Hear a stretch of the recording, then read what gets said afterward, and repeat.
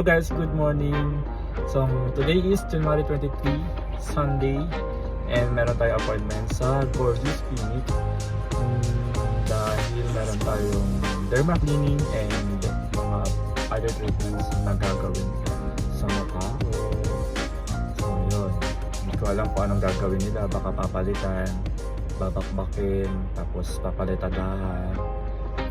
DPWH pala. Kalsada, ginawang kalsada yung mukha. So yun, see you.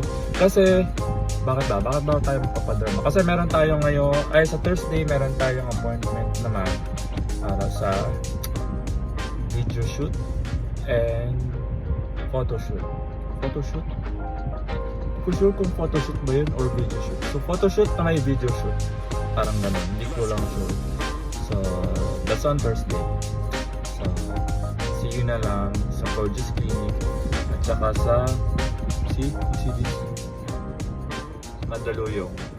Bye bye.